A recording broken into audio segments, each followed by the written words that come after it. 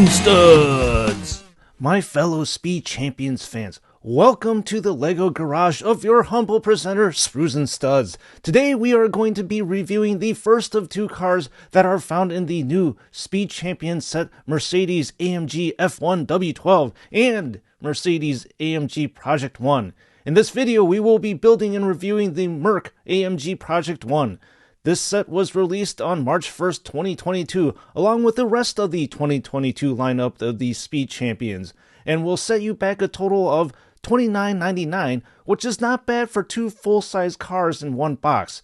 There's a total of 564 pieces, and I'm going to venture a guess that at least 300 of those pieces belong to the Project 1, while the rest of them are in the lower piece count of the AMG F1.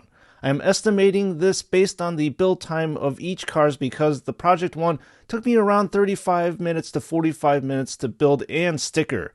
Speaking of stickers, there are unfortunately a total of 28 of these abominations, which is on the high side for Speed Champions lineup. If you have been following this channel all along, you will know that I absolutely despise stickers, and my sentiments are shared probably amongst the AFOLs.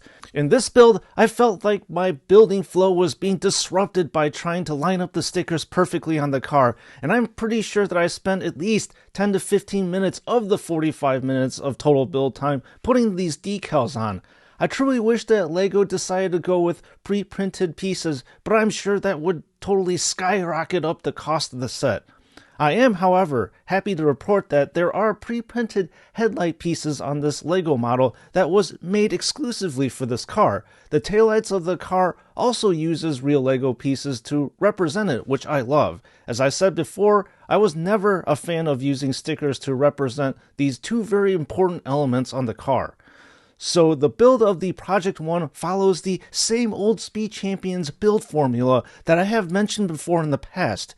There are a total of two bags that are numbered 3 and the other one is, well, numbered 4. You start off with bag 3 for the Project 1 and you build the race car driver first. As you saw previously, the driver has a cool racing hat and a ponytail.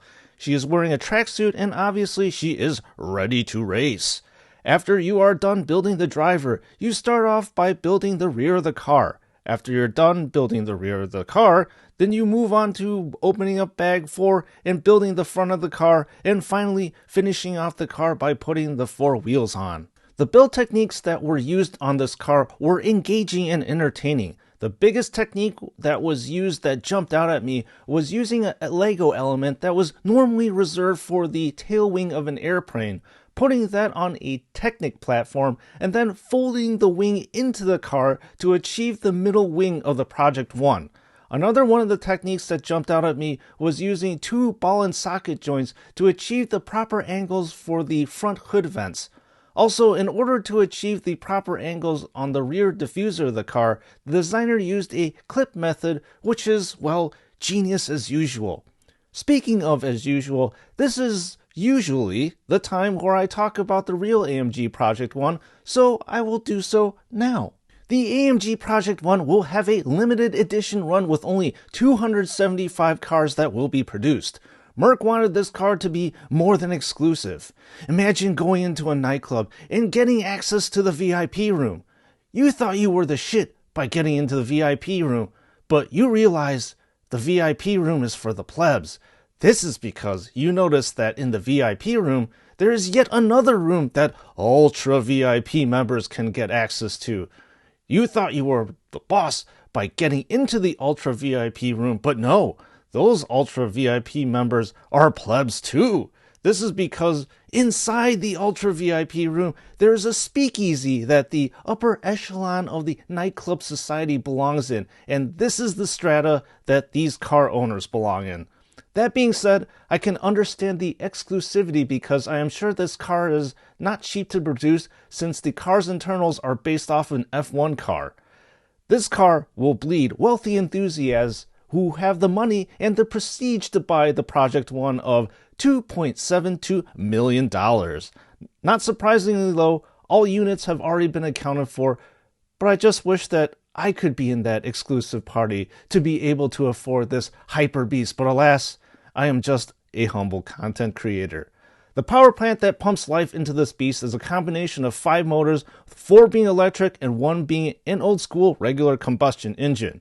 The estimated horsepower of this car is around 1,350, which is more than enough to turn the roads that this car drives on into molten slag. Apparently, the internal combustion engine that powers this wonder is a diminutive 1.6-liter V6. I'm not sure if these figures are correct, but according to the interwebs, the engine makes 748 horsepower. I think that is a massive amount of horsepower coming from just a 1.6-liter engine.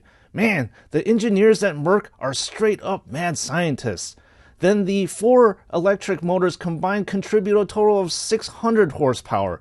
This car can definitely break the sound barrier. Well, not really, but it can achieve its top speed of a space-warping 270 miles an hour, which is an impressive number. Along with the massive top speed stats, this car can rocket you from a complete standstill to 62 miles an hour in 2.2 seconds. So what did you all think about the Project One? Is this a Lego model that you would think that you would buy? In my opinion, this set is well worth the money spent. You get 2 cars for the price of $30, where you typically would pay $20 for only 1 car.